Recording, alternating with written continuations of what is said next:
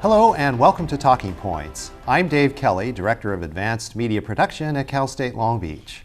Today we'll be talking about retirement planning and what you need to do to prepare for that big day when you walk out of the office for the last time holding that ceremonial gold watch in one hand. Today my guest is Susan Berkman. Ms. Berkman is the Assistant Vice President for University Relations and Development. Welcome, Susan, and thank you for joining us on Talking Points. Well, thank you. I'm glad to be here. I think we should probably provide full disclosure to our audience right off the top. Part of your job is to talk to people who may be considering contributing a charitable gift to the university, and we always appreciate any gift we receive here, but we just want to mention that up front. Yes, absolutely. And my other little mini disclosure is that I am an attorney, so our discussion today is just educational and not meant to give specific advice to anybody. Very good. Well, let's go ahead and get started on the main event here, which is talking about retirement planning. Sure. So as we talk about retirement planning, what are some of the key issues we need to consider, and when should we start considering those issues? Actually, it would be great to start considering those issues as early as you possibly can. The hardest part when you're 20 is to think that you may not ever be working because it seems like it's forever ahead of you. But the younger you are, that you start saving, the better off in the long run that you could be. But as you approach retirement, there's a lot of other issues to consider, not just how much money you'll have, also what you're going to do with yourself, how you're going to stay involved, how you're going to set up your life, your social structure, where you're going to live. There's a lot of complex decisions you have to start thinking about.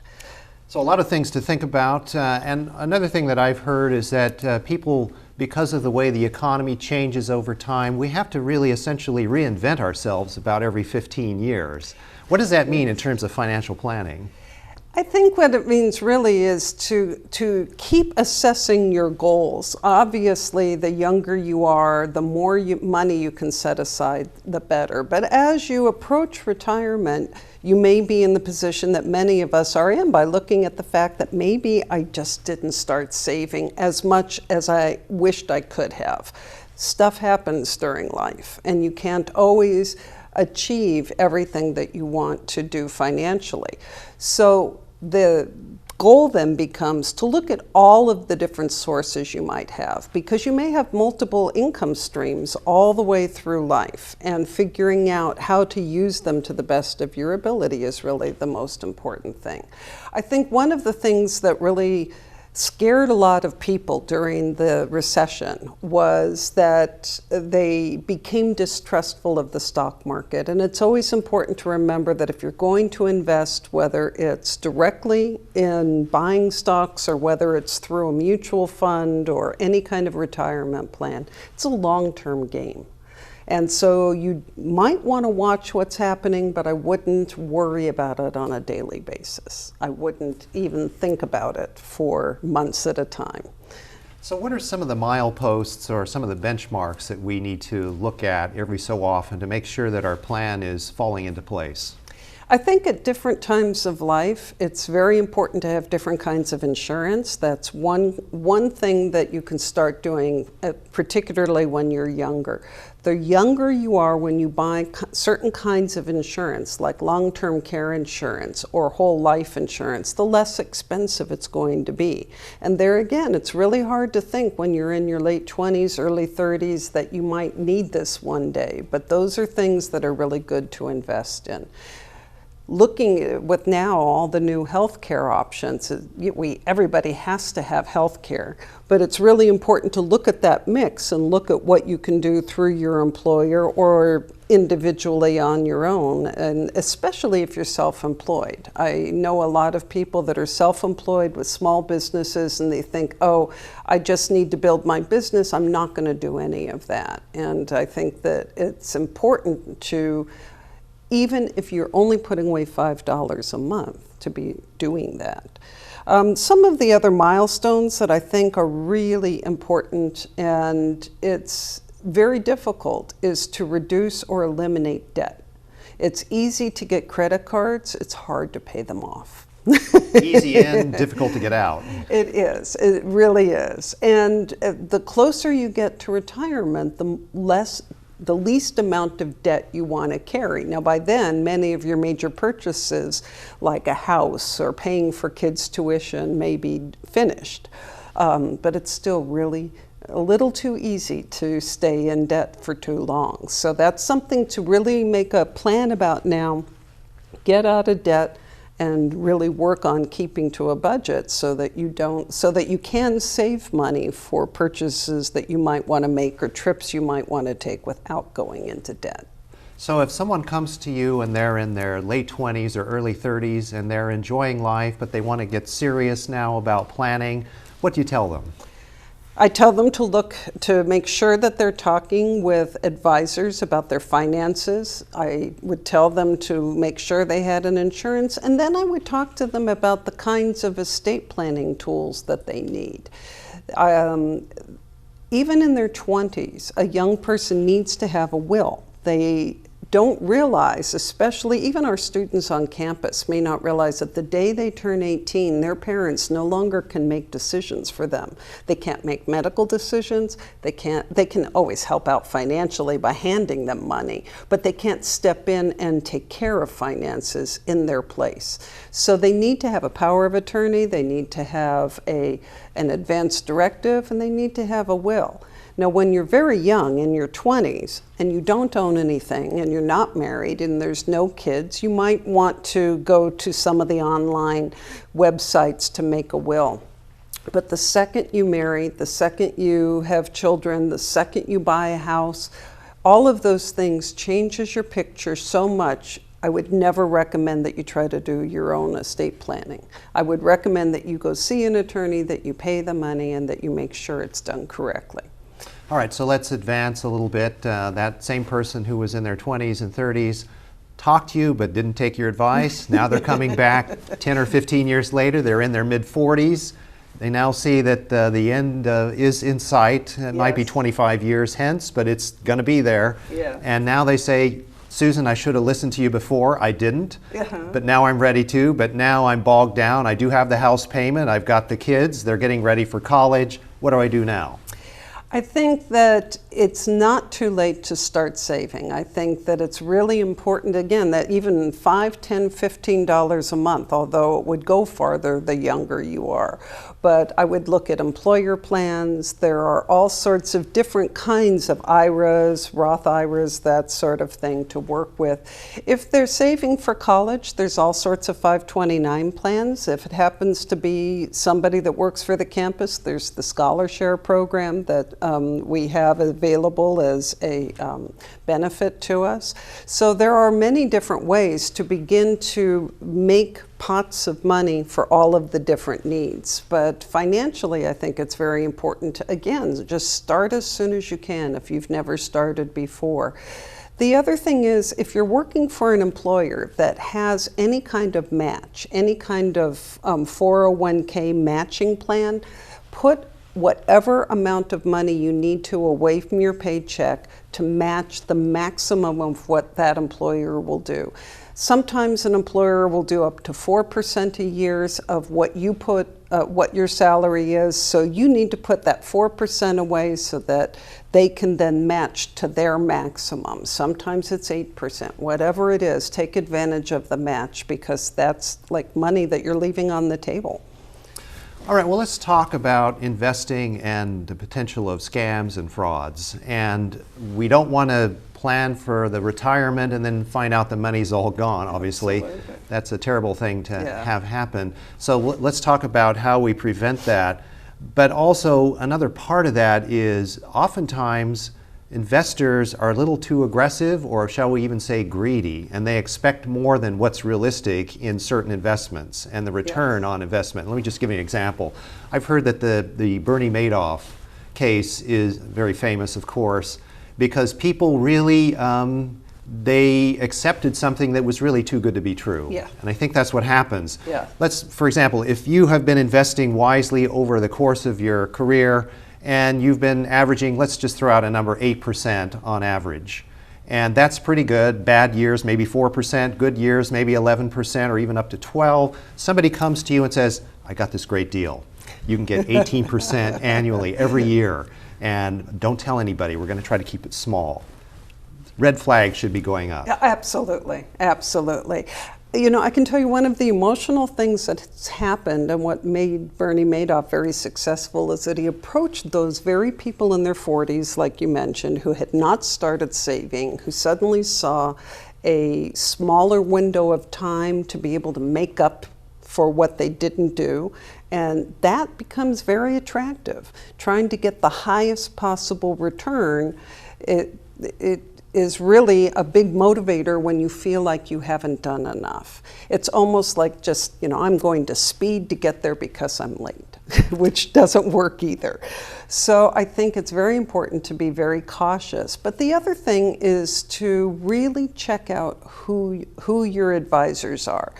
And most of those scams are not happening in a vacuum. It's somebody coming to you to sell it, or it is something that you read about online. So it's very important to do your homework. Even when someone says, I have got the best deal, my advisor put me in this best investment, you should do it too. And even if that's your best friend talking, I'd still do some due diligence and I would check it out.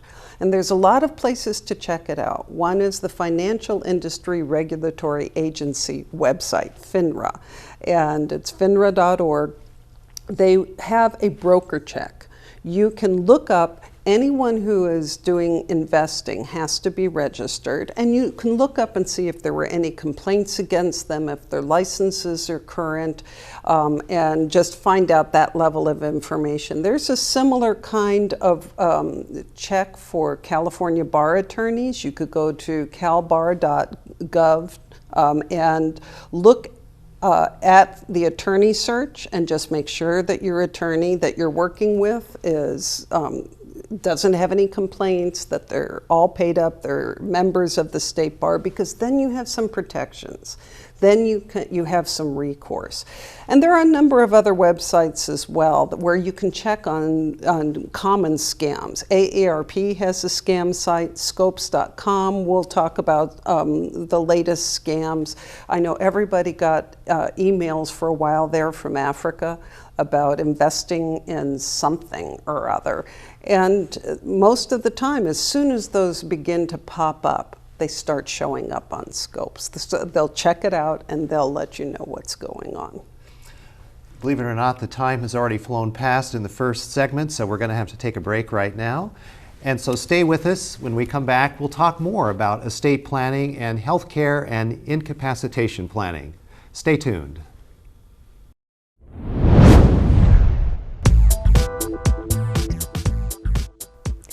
Should your company buy or sell? Expand or not? Relocate? Or simply stay the same? If you'd like to examine past and present predictions, integrating finances and people, and make future predictions based on all that information, a career in economics is for you. You can become a part of this exciting field with a degree from Cal State Long Beach.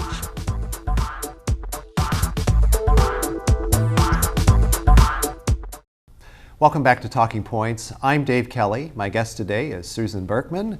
We're talking about retirement planning and also planning your estate. And Susan, when we left off, we were talking about the fact that we need to be careful with our investments and with our assets. Yes. Those are what will carry us through retirement. There's a popular notion now about reverse mortgages, and we see advertisements for this on television all the time.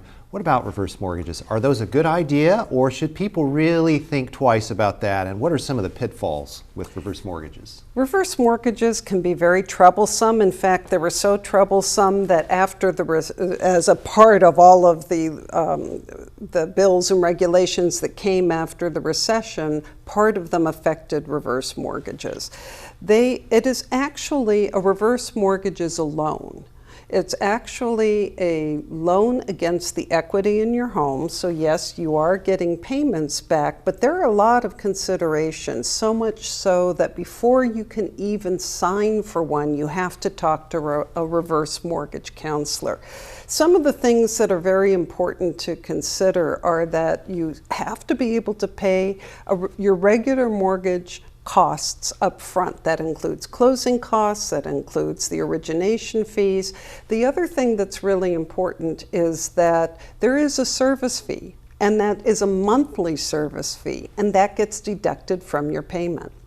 In addition to that, every payment that you get is a payment against the overall loan, and when you get that payment, interest begins to accrue.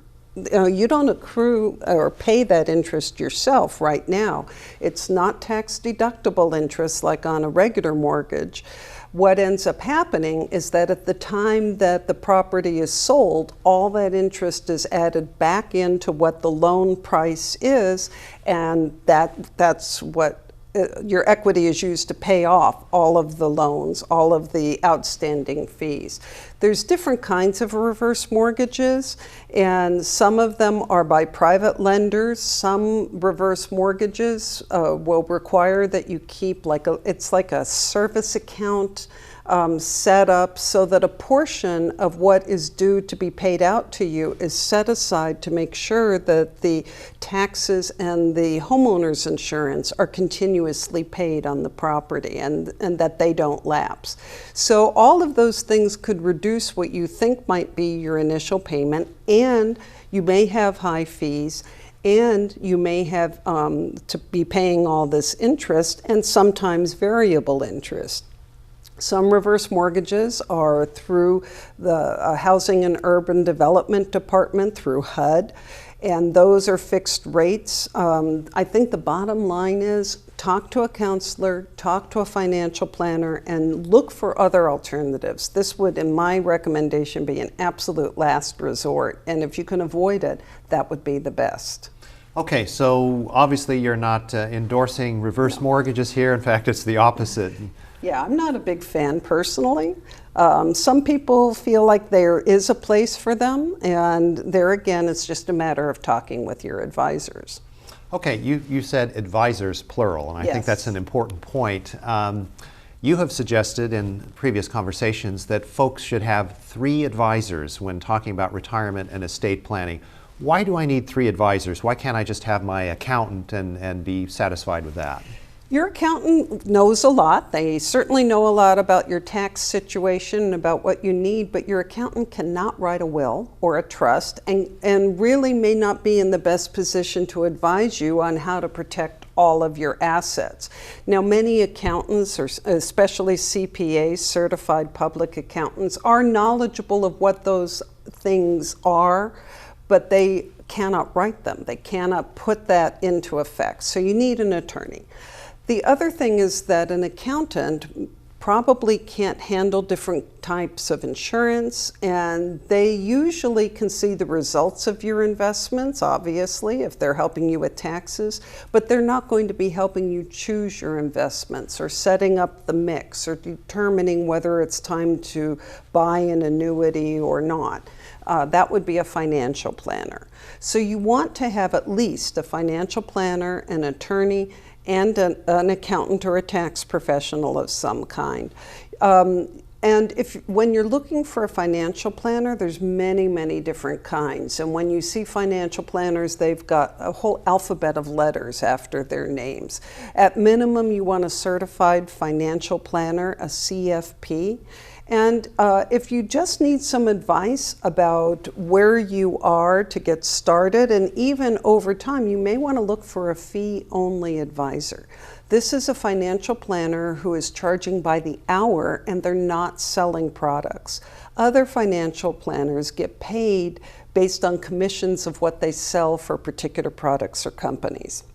So needless to say, they will be pushing their products and companies. They certainly have an incentive. They have an incentive. The more money under management they can get and keep, the better off they're going to be and the more stable their job will be. So there is different types of pressures that different planners will experience that are all behind the scenes that may not be apparent to you, but you want to be sure you're choosing the right person for you.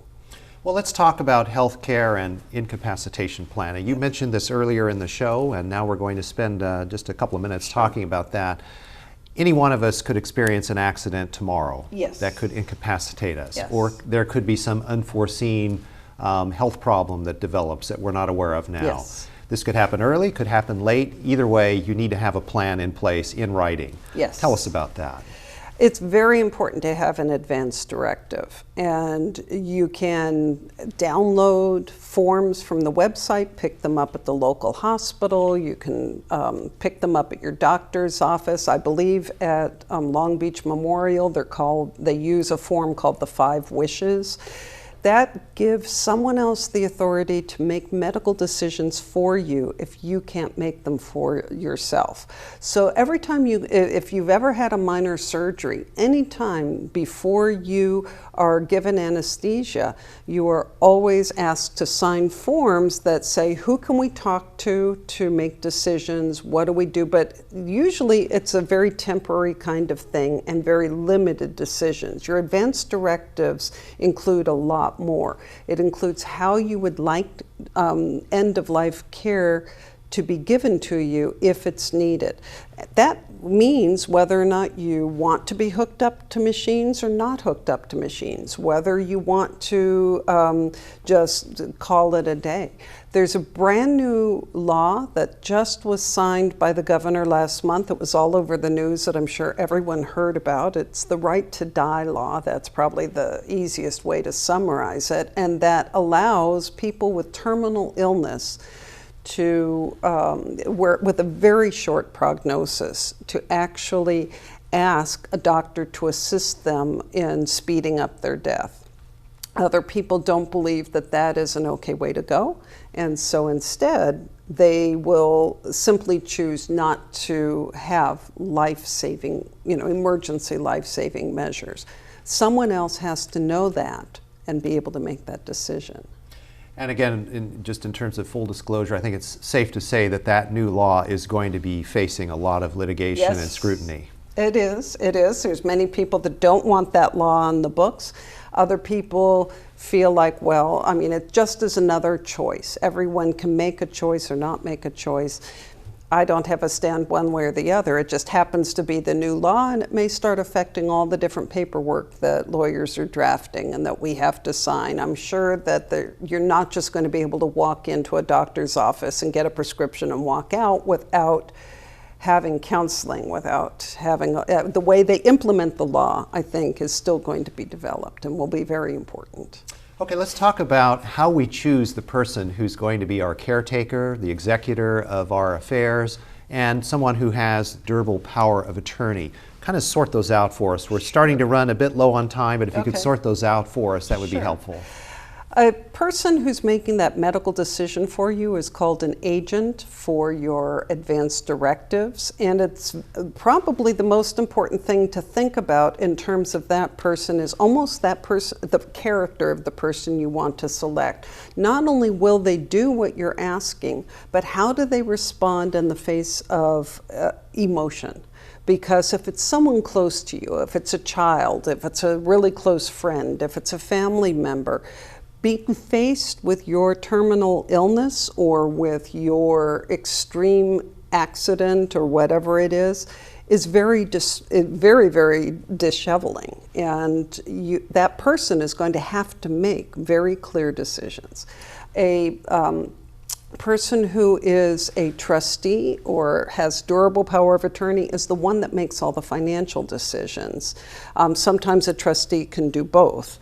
But it's very important to have a detail-oriented person who can do the accounting, who can handle themselves if they have to go to court for probate or if they have to go to court for conservatorship or whatever it is. So there's really two different types of characteristics you're looking for. Okay, well, since we are running low on time, I wanted to give you a chance to talk about estate planning and the fact that there are four types of taxes that people can face when they plan their estate. Yeah. But also there are two instruments. There's a will and there's a trust. Yes. What's the difference between a will and a trust? A will only takes effect when you die. It's a document that says this is what to do with all my stuff. These are the people I want to give it to. These are the charities I want to give it to. It's your final instructions, and the administrator of your estate in California, that's what we call an executor or whatever, is someone who will represent you and take care of all of that. It only happens when you die. A trust can go into effect right now. I can appoint a trustee who, if I am sick or if I'm traveling, I can simply resign as my self-trustee with a living trust, have that person take over, and then have them handle my affairs during that time. You can accomplish the same thing as a trust if you have a will and a power of attorney and an advance directive. So you need a number of different documents, and that's why you need to consult with your attorney over what's best for you. And the 4 taxes that I mentioned, we have the estate tax, we have the gift tax, we have the income tax, and the capital gains tax. Yes. That's a mouthful, but we've only got about a minute left. What can you tell us about that in less than a minute? Don't worry that much about the estate tax because it's only going to affect you if you have $5.5 million or more of assets per person. So really you need to plan to decrease or avoid income tax, capital gains, and gift tax that might affect your heirs. And that's another option that your attorney, your financial planner, and your CPA can all help you with. Thank you, Susan. This has been very informative. I wish we had more time, but the clock is moving. Yes. Thank you. And thank you for joining us today on Talking Points. Join us again soon for our next episode. Until then, have a nice day. I'm Dave Kelly.